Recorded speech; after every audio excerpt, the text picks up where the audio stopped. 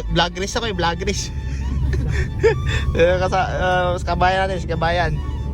Yun ho, mga kapuging damay. Areho palang bidyong are matagal na naman. Mga 2 weeks pagkarating namin din sa Australia. Bali kasama po pala natin na rin si Kabayan from Mindanao. Aring mga panahong are, itutulungan niya kami makapaghanap ng trabaho. Bali aring si Kabayan, inakilala ko lang sa Facebook page. Nagpost kasi ako na naghahanap kami ng trabaho 2 weeks na kami wala pa kaming trabaho Bali may alam daw siyang farm na naghahanap ng trabahador. Dapat daw marunong mag-welding. May alam naman akong kunti sa pag-welding. Mga 25 minutes pala rin biyahe namin are para makapunta lang dun sa farm na iyon. Ari palang pupuntahan naming farm ay isang dairy farm. Dini pala sa regional area namin napuntahan ay maraming dairy farm. Kaya mananawa kung makakita ng baka din At ari na nga, andini na kami sa farm na aming pupuntahan. Bali may mga Pinoy din kasi nagtatrabaho din nakakilala na rin si Kabayan natin. Pagkarating namin ay nakausap namin agad rin may-ari ng farm saka ang kanyang anak. Bago sa ring asong ari ay sa kanyang anak, ikabait nga naman, kakute pa. Bali hinayaan ko muna si Kabayan na makipag-usap sa mga yan at ako'y nahihirapang mag-English. Bali tinanong lang pala niyan ako kung anong tinapos ko sa Pilipinas at saka anong pinag-aaralan ko din sa Australia. Bagos tinanong din sa akin kung anong mga araw ang available ako sa isang linggo. Bagos yun, medyo na-disappoint ang mukha ni owner. Pang Sabado at Linggo daw sana ang kailangan niyang tao. Ang pasok ko naman sa school ay Sabado at Linggo. Kaya yun, kinuha niya na lang ang number ko at pag-iisipan niya pa daw. Pagkatapos namin makausap pa rin may-ari, kami gumaor na. Pero hindi pa daw kami uuwi at kami itutur pa daw niya sa kanyang pinagtatrabahuhan. Sa dairy farm din pa nagtatrabaho rin ating si Kabayan bilang isang farm manager. Kami pala ay dumaan muna sa coffee shop at masarap daw ang kape din sabi ko yung masarap nga yan, ay libre Shoutout pala din yan kay Boss Ukang, bless ka pa ni Lord ng madamay. At pagkatapos ng pagkakaping iyon, ay gumaor na ulit kamay. Kasaya ni Boss Ukang din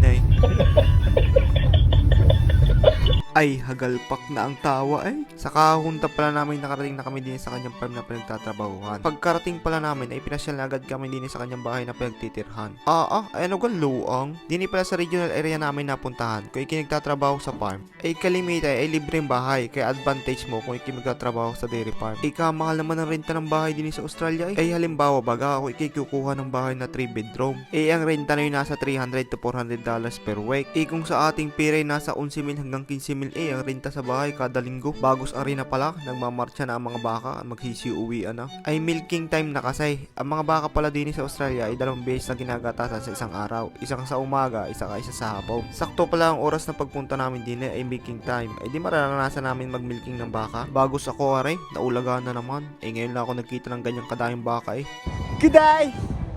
How's going? How's going, mate?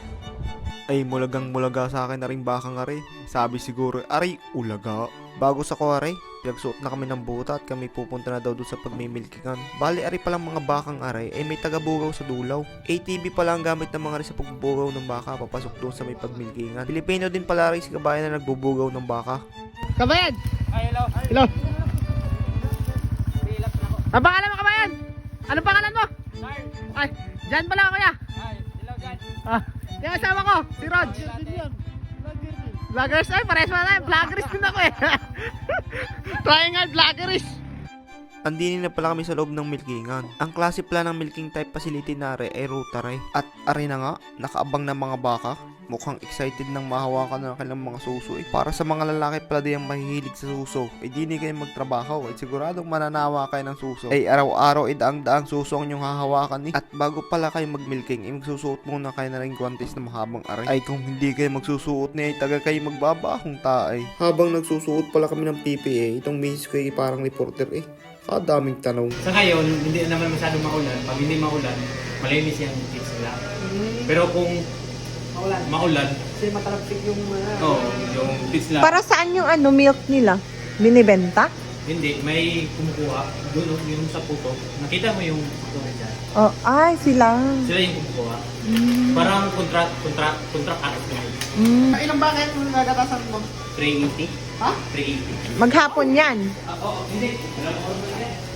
At ayun na nga, binuhay na ni Kabayan aring makina ng rotary. Bagos papasok pala ang mga baka diyan isa-isa nang nakatalikod sa iyo para madali yung maabot ang mga suso. At aray na nga, kagatasan na natin aring 1,520 na suso. Halika. Parang yan. Ano yung hinihilang to? Ano to? Ay, sa tali Para na pang in-fixin. Subukan mo. Ito. Dito. Dito yung pagkaw. Parang Pag ano, paikot. subukan mo. Dahil ko lang. Hindi. Iyak mo lang ng Stop lang. Dito sa mga pa.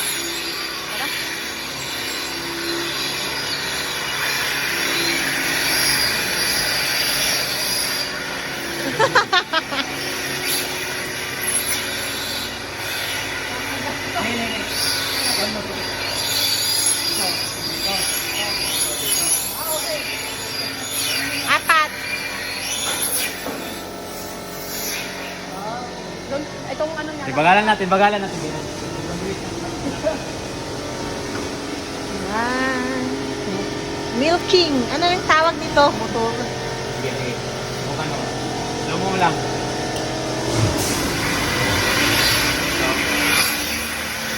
Ay, dito na ako. Yan. Pero dapat yung daliri mo nasa tip ng Tip lang ganyan. Yan. yan. Oh. Para mag-guide mo yung tips nila. Okay. Then, bilisan mo, Jay.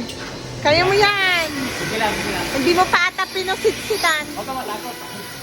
Sa mga time na rin ako'y natatakot sabi ni kabayan ay naninipa daw ang iba din di kung ako'y nasipa sa mukha di lalo nang sumamang lalaki. Ako'y tuwang-tuwa pa sa mga time na rin pero no kung natalsikan ng tayo sa mukha ay masyasabi kong mahirap din pala rin trabahong are may time din na nangangate ang aking ilong kung kailan ako'y may hawak na gloves saka nangangate ang ilong hindi mo naman makamot ang iyong ilong at may tae ang iyong kamay kahirap din nga naman pero enjoy din nga naman at least na-experience ko naman na rin pagmimilking ng baka. Mga 45 minutes lang pala ako nagmilking din sabi ko ayaw ko na, kasakit na ng aking likaw. Pero sabi ko rin sa isip-isip ko kayang-kaya ko rin na rin. Sana yan lang talaga kaya nga ni kabayan.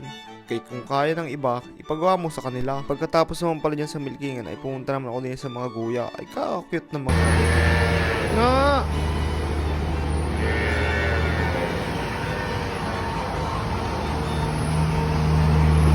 Alone yun 794. Oh. 79.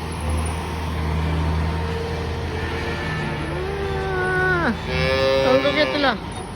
Nga! Bye, cows!